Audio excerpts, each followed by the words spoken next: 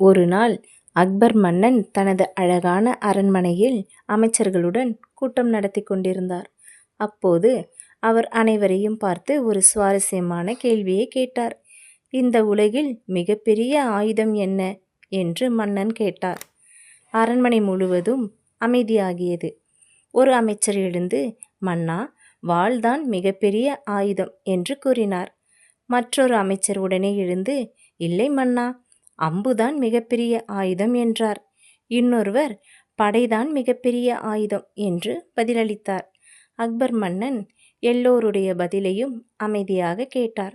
ஆனால் அவர் திருப்தி அடையவில்லை.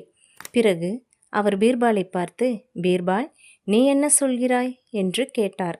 பீர்பால் மெதுவாக எழுந்து சிரித்துக்கொண்டே, மன்னா, உலகில் மிகப்பெரிய ஆயுதம் புத்திதான் என்றார். அரண்மனையில் இருந்த அனைவரும் சிரித்தார்கள். ஒரு அமைச்சர் கேட்டார், புத்தி எப்படி ஆயுதமாகும்? பீர்பால் அமைதியாக, நாளை நான் அதை நிரூபிக்கிறேன் மன்னா என்றார்.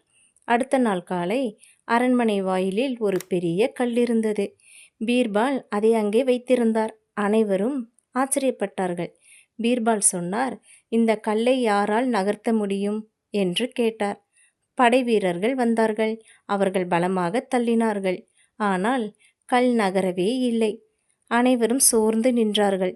அப்போது பீர்பால் மெதுவாக ஒரு சிறிய குச்சியை எடுத்தார்.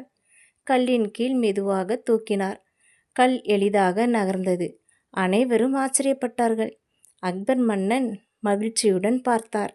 பீர்பால் சிரித்துக்கொண்டே, மன்னா, பலம் இருந்தும் கல் நகரவில்லை.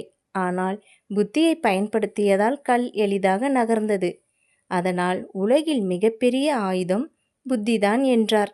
அக்பர் மன்னன் மகிழ்ச்சியாக, பீர்பால், நீ சொல்வது முற்றிலும் சரி. புத்திதான் உலகின் மிகப்பெரிய ஆயுதம் என்றார்.